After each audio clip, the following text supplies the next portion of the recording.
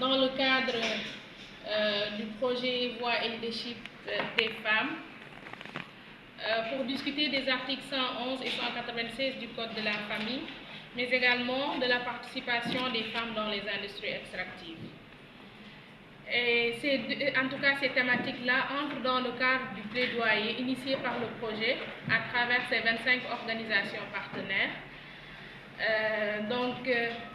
On est là aujourd'hui pour voir dans quelle mesure ou bien dans quel cadre nouer une alliance stratégique entre le projet VLF avec les journalistes venus de Diourbel, de Saint-Louis, mais également de Thiès.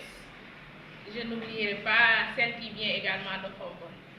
Donc on est là aujourd'hui, comme je l'ai dit tantôt, pour discuter, échanger, parce que pour nous c'est important de pouvoir en tout cas compter sur les journalistes qui sont des amplifiés.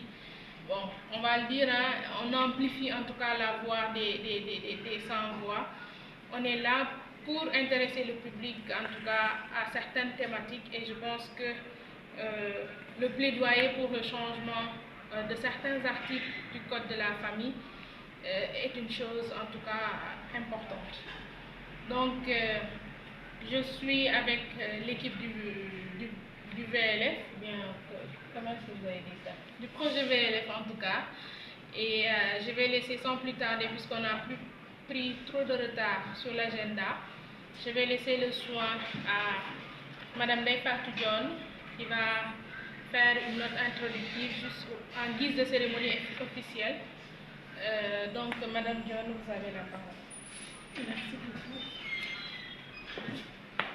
Le projet VLF, tu es dedans.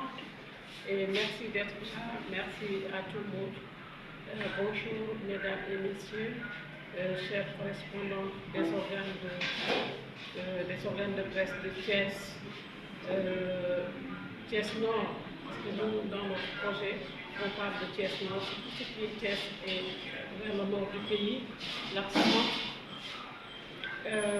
Chers collègues du projet Voix et Leadership des femmes au Sénégal, au nom de Madame la chef de projet, Oumou Kanton Sarr, je voudrais quand même vous souhaiter la bienvenue.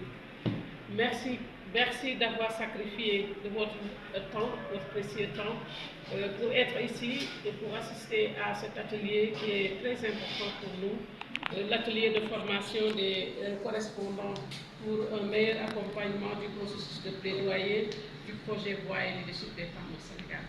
Ce processus a démarré depuis 2 ans, et ça a démarré par une analyse quand même des textes discriminatoires à l'égard des droits des femmes et des filles.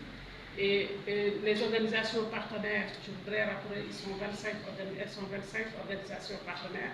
Ces 25 organisations partenaires ont eu quand même des sessions, des rencontres qui leur ont permis d'identifier les textes qui, pour elles, sont des textes qui vont à l'encontre des droits des femmes et des filles. Et ces textes-là sont des textes qui concernent l'article 111 et l'article 196 du Code de la famille, mais aussi elles voudraient quand même être impliquées dans la gestion ou bien dans la gouvernance du secteur extractif.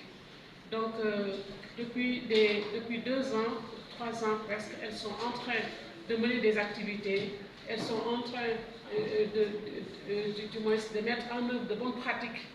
Et pour la plupart du temps, vous, les organes de presse, vous les accompagnez, mais à un certain moment, il serait intéressant qu'on soit ensemble pour harmoniser sur les concepts, pour partager le contenu de ces différents articles, pour voir entre nous comment est-ce que vous, en tant qu'organe de presse, un maillon très fort, un maillon très important du processus de plaidoyer des organisations de femmes et particulièrement des organisations partenaires du projet VLF.